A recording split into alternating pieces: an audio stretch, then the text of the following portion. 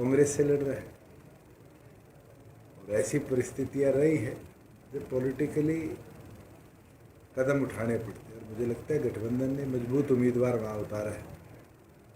शुरू में अभय सिंह चौटाला कह रहे थे कि किसी भी कैंडिडेट को चुनावी मैदान में जो भी उतरेगा इलाहाबाद में, उसे इलाहाबाद की जनता बड़ा अच्छा स्वागत करेगी, उनको घुसने नहीं देगी। क्या मानते हैं सर, क्योंकि 3 कृषि कानून का विरोध। आप उनको सीरियसली लेते हैं? वो तो ये कह रहे थे वो प्रचार में नहीं जाएंगे फिर भी चुनाव जीत जाएंगे। आज क्या हालात है? मैं तो निरंतर कहता आया हूँ, जो आदमी राजनीति को सीरियसली नहीं लेता वो फिर राजनीति में कामयाब नहीं, और आने वाले दिनों में रिजल्ट आएगा, उसका भी जवाब आपको। सर, हरियाणा में किसानों को खाद नहीं मिल पा रहा है और रात भर के हमने परसों पूरे प्रदेश का रिव्यू लिया था। खाद पर्याप्त मात्रा में, लोग क्योंकि आने वाले दिनों में जो रैक्स की डिलीवरी होनी है, चाहे वो डीएपी की हो, यूरिया की, उसके ऊपर अपनी फसल बिजाई का इंतज़ार ना करते हुए पहले ही स्टॉक करने लग गए। तो हमने अब सेग्रीगेट किया है कि जहाँ सरसों की बुआई होनी है पहले खाद उन जिलों में उपलब्ध होगी, और जहाँ वीट की बुआई होनी है 15 दिन बाद उन जिलों के अंदर फिर खाद को डाइवर्ट करी जाएगी। इसका एक प्लान भी बना लिया गया है, सारे डिप्टी कमिश्नर्स को भी बता दिया गया है, और ऑल्टरनेटिव जो हमारे फर्टिलाइज़र्स हैं, एसएसपी हो, एनएपी हो, उनको भी किसान उपयोग करे, इसके बारे में भी किसान को एग्रीकल्चर विभाग जागृत कर रहा है। सर, 6 राज्यों में भी भाजपा की जीत होती है। कोई बात नहीं, हमारा काम है, हर प्रेस कॉन्फ्रेंस का काम नहीं है कि यही एक सवाल वापस है। दोनों पार्टियां मिलकर विस्तार करेंगी। सर, कल झारसा में पीएम सीएम और आपका पुतला फूका गया दशहरे के मौके पर, उसके विषय में क्या कहना चाहेंगे? प्रजातंत्र में सबको विरोध का अधिकार है, और विरोध की एक सीमा लांघना वो फिर व्यक्ति विशेष की सोच को दर्शाता है। लेकिन किसानों का कहना है कि जब तक कृषि कानून झारसा में कितने एकड़ में खेती होती है इतना आप बता दें? झारसा गांव में 1 इंच खेती नहीं होती। लेकिन सर, सारे किसानों ने अपने वहाँ पर गेस्ट हाउसेज बना दिए हैं, या दुकानें बना दी है, या केमिस्ट की दुकान बना दी है।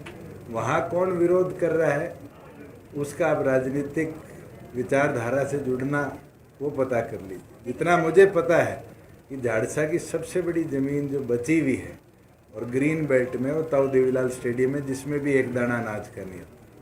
तो जिस गांव में अनाज नहीं होता वहाँ किसान कौन है, ये आप मुझे बताएंगे तो मेरा भी ज्ञान बढ़ेगा। ठीक है सर, थैंक यू।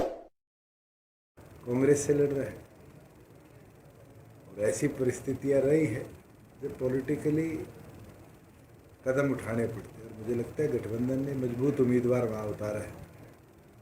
शुरू में अभय सिंह चौटाला कह रहे थे कि किसी भी कैंडिडेट को चुनावी मैदान में जो भी उतरेगा इलाहाबाद में, उसे इलाहाबाद की जनता बड़ा अच्छा स्वागत करेगी, उनको घुसने नहीं देगी।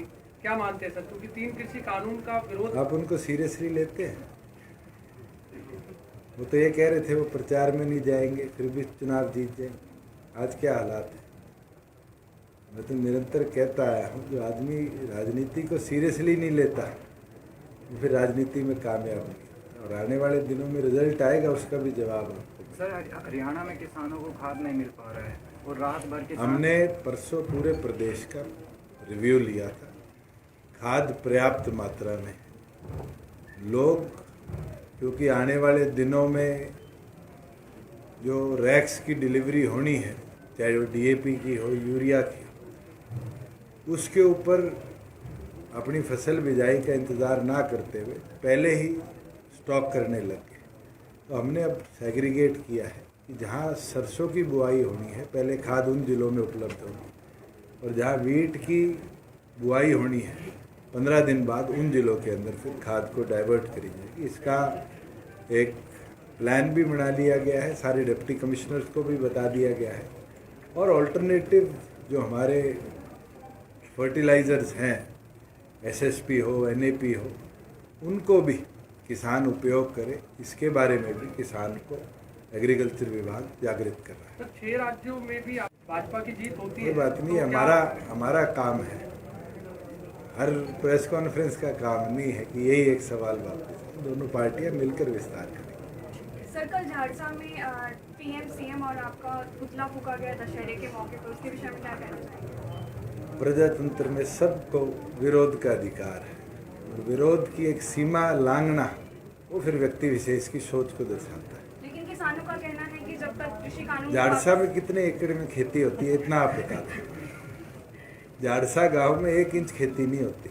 लेकिन सर सारे किसानों ने अपने वहाँ पर गेस्ट हाउसेज बना दिए हैं या दुकानें बना दी है या केमिस्ट की दुकान बना दी है। वहाँ कौन विरोध कर रहा है उसका आप राजनीतिक विचारधारा से जुड़ना वो पता कर लीजिए। जितना मुझे पता है कि झाड़सा की सबसे बड़ी ज़मीन जो बची हुई है और ग्रीन बेल्ट में वो ताऊ देवीलाल स्टेडियम है, जिसमें भी एक दाना अनाज का नहीं होता। जिस गांव में अनाज नहीं होता वहाँ किसान कौन है ये आप मुझे बताएंगे तो मेरा भी ज्ञान बढ़ेगा। ठीक है सर, थैंक यू।